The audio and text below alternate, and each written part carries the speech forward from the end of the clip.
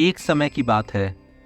गौतम बुद्ध अपने शिष्यों के साथ अलग अलग स्थानों पर घूमते हुए लोगों को उपदेश दे रहे थे। जहाँ भी वे जाते वहाँ बहुत सारे लोग उनकी बातें सुनने के लिए इकट्ठा हो जाते। एक दिन भी ऐसा ही हुआ। एक गांव में बहुत सारे लोग उनके सामने बैठे थे और ध्यान से उनकी बातें सुन रहे थे। बुद्ध ने शांत स्वर में कहा, अगर हम बुरी बातों को बार बार याद करते रहे तो हमारा मन भटक जाएगा।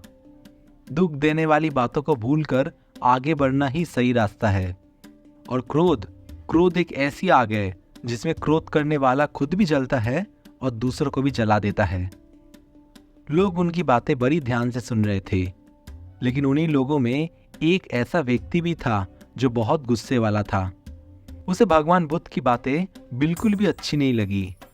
वो अचानक खड़ा हो गया और ऊंची आवाज में बोलने लगा, तुम पाखंडी हो, बड़ी बड़ी बातें करके लोगों को बहकाते हो। आज के समय में तुम्हारी इन बातों का कोई मतलब नहीं है। वो व्यक्ति लगातार बुद्ध को बुरा भला कहते रहे।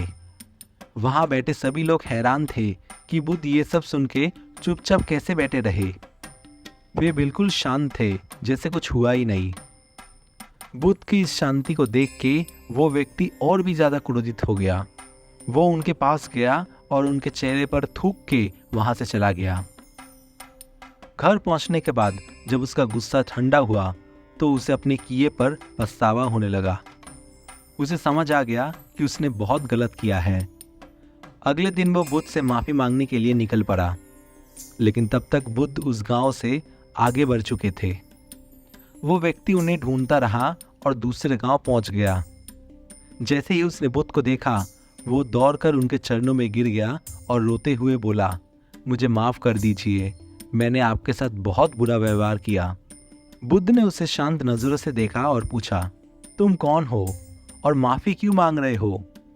वो व्यक्ति चौंक गया और बोला, क्या आप मुझे पहचान नहीं पाए?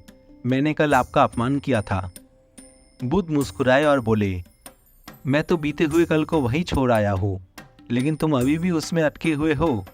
जब तुमने अपनी गलती का एहसास हो गया और तुमने पश्चाताप भी कर लिया तो अब तुम निष्पाप हो गए हो। फिर बुद्ध ने कहा, पुरानी बातों को याद करते रहने से हमारा आज खराब हो जाता है और विश्वास भी बिगड़ जाता है। इसलिए बेहतर यही है कि हम बीती बातों को भूलकर आगे बढ़े और हमेशा सोच समझकर बोले और व्यवहार करें। उस व्यक्ति की आंखों में आंसू थे, लेकिन इस बार वो पश्चाताप के नहीं थे बल्कि समझ और शांति के थे।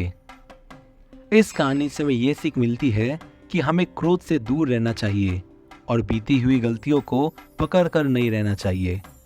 जीवन में आगे बढ़ने के लिए मन को शांत और हल्का रखना बहुत ज़रूरी है। अगर यह कहानी आपको अच्छी लगी तो ज़रूर से वीडियो को लाइक करें और ऐसी और कहानियाँ सुनने के लिए चैनल को ज़रूर से सब्सक्राइब कर लें।